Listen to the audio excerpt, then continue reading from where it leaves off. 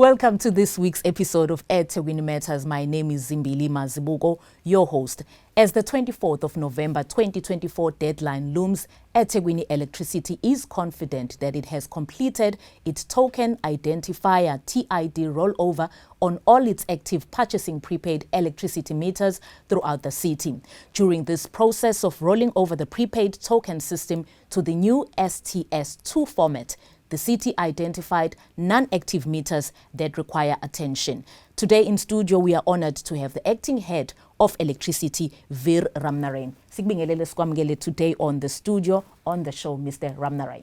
Thank you, Zimbile, and thank you for giving me the opportunity to address the subject to our customers. Can you please explain what TID is and why is it important to our customers? Okay, so as you stated, TID stands for Token Identifier. So this is by design of the prepaid vending system, and the system that we used is called STS. Okay, when the system was rolled out in 1993, the way it works is that when you generate a token, it has to match the ID at the meter.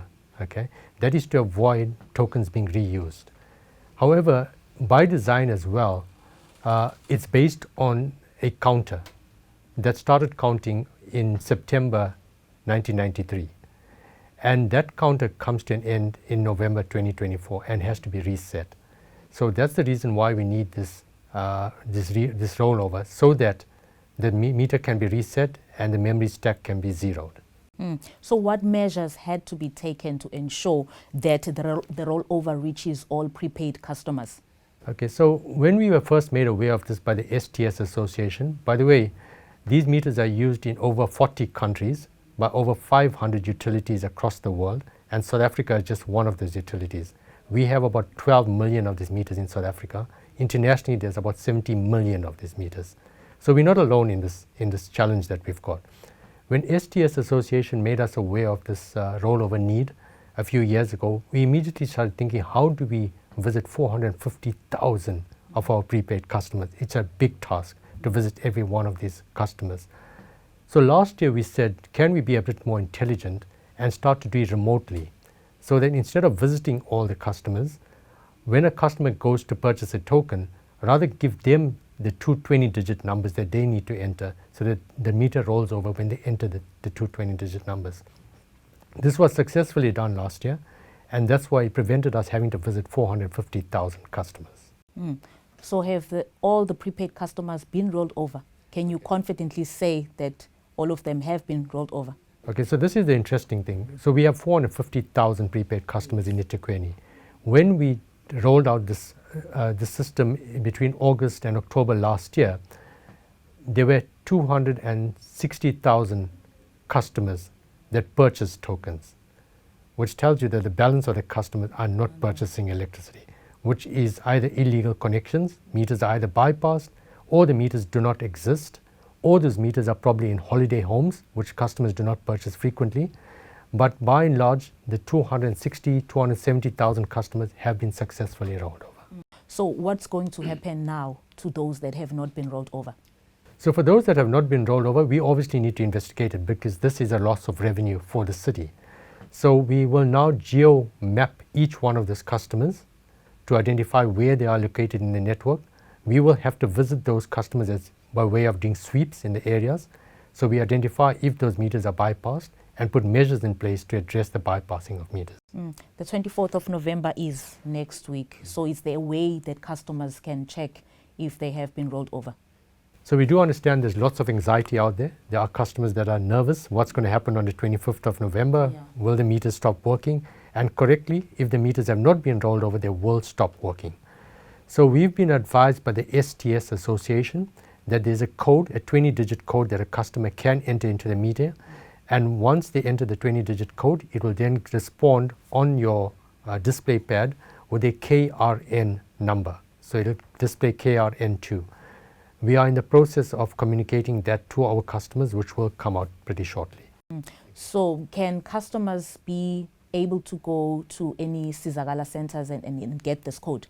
No, so that code will be, we will communicate that code to them. You're talking about the verification code. Yes. We will communicate that to them. That 20-digit code will be communicated as widely as possible on our website, and via various other platforms as well. Cantel recently approved the electricity trading service reform strategy. Can you tell us about that? What are the unit's objectives? Okay. So this is an initiative from National Treasury, okay, to reform the electricity trading services business. This initiative started from National Treasury sometime last year with the water units in the 8 metros. And once the water units have submitted the reform strategy, the next step was for the electricity units to submit a reform strategy by the 31st of last month, which we have successfully done as eThekwini. And the next step will be for the cleansing and solid waste units to do that in 2025. So it's to reform the business, to make them more sustainable financially, and to improve customer service as well. So this initiative is a good initiative by National Treasury. It is incentive based, which means that as a metro trading services, if you do not have a reform strategy and you do not improve your customer experience and you do not improve your sustainability, it means that your grant funding is at risk of not being awarded to the municipality. So it is pretty serious. You are talking about improving customer experience. So how does this strategy speak to the city residents? Okay. So, you know, it's not a South African, once again, it's an international thing that all the electricity distribution businesses have been battling in the recent past. There's been issues of load shedding, okay, where we lose revenue. There's been issues of customers not paying for the services, where we lose revenue. We've got poor productivity levels in some areas as well. With all these various factors, it means that we were not spending enough money on the assets out there, which means that in event the quality of supply to customers have deteriorated over a period of time.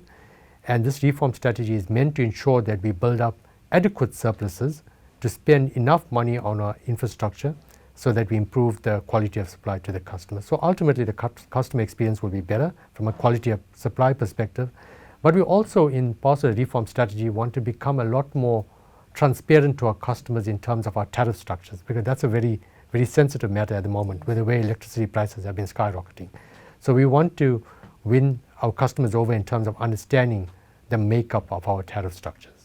And what role will city employees play in the execution of this strategy? Very important role. Okay, the city employees are the most important part of this entire strategy, which will never be successful if we do not take them along with us. So the whole part of the strategy is that it's been developed thus far and handed over to National Treasury. A council-approved strategy has been handed over to National Treasury on the 31st of last month. We have consulted with the leadership in the city, both political and administrative leadership, so they are on board with the strategy. The next step, once we get feedback from National Treasury in terms of assessing our strategy, because it does not mean they will accept our strategy, okay? There will be areas they may want us to improve on or to refine, which we will have to do, because National Treasury will go through a very stringent assessment process of the strategy. Once that has been confirmed by National Treasury, we will now start consulting with all our staff, okay? And it's important, as I repeat, to take our staff along with us, because they will ultimately have to deliver on the strategy. Would you like to add anything else about the TID? Well, in terms of TID, I think we've done enough at the moment. We've followed all the steps that was recommended by the STS Association.